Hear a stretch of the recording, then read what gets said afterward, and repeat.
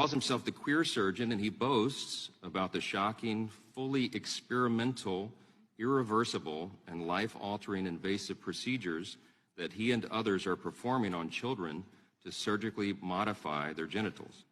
I want everyone to hear this in his own words, not mine, and take special note of the frank admission that no one has published any studies on these shocking procedures, and they are, quote, as he says, just kind of learning and figuring out what works, unquote.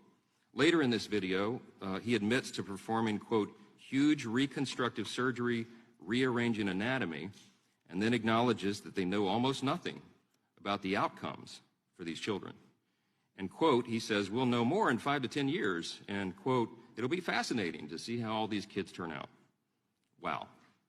With unanimous consent, I will enter the link to this full video in the record of our hearing because everyone should watch it. It is absolutely nightmarish and surreal to hear the description of what these people are doing to the bodies of young children. Please play that clip, and I will say viewer discretion is advised.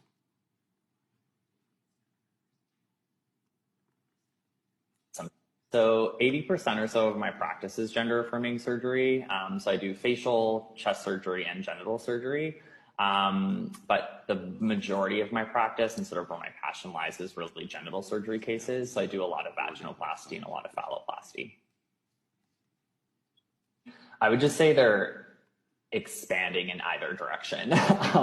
So yeah, a lot of adolescents presenting for surgical intervention, but also a lot of people that are like in their 70s sometimes coming in for genital surgery, and then everything in between. But the adolescents for sure present some unique challenges. Obviously, there's great evidence supporting pubertal suppression for a whole variety of benefits. But the one thing that is very new is genital surgery in someone that has underwent pubertal suppression. Not so much an issue in someone with assigned female at birth anatomy that undergoes a phalloplasty, because we're creating something with a free tissue transfer or a flap anyway, but a much bigger issue for an individual that's undergoing a penile inversion vaginoplasty. Because we use all of that tissue to basically create the vulva as well as line the internal vaginal canal.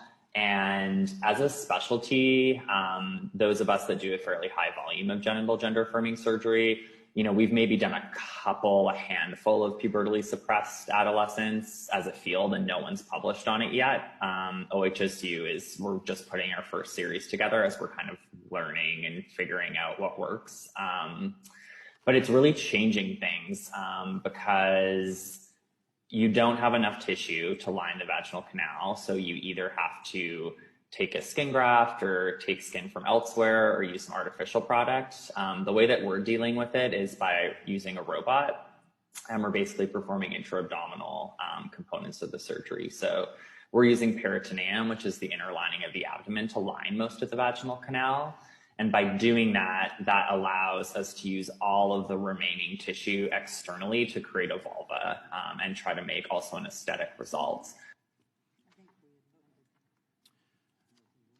So I'm going to speak the truth here plainly, and I think the vast majority of the American people understand and agree with what I'm going to say.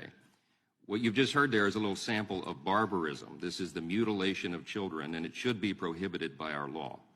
This so-called gender-affirming care is anything but affirming and caring, and the language matters. This is adults deciding to permanently alter the bodies of children who do not have the capacity to make life-altering decisions on their own.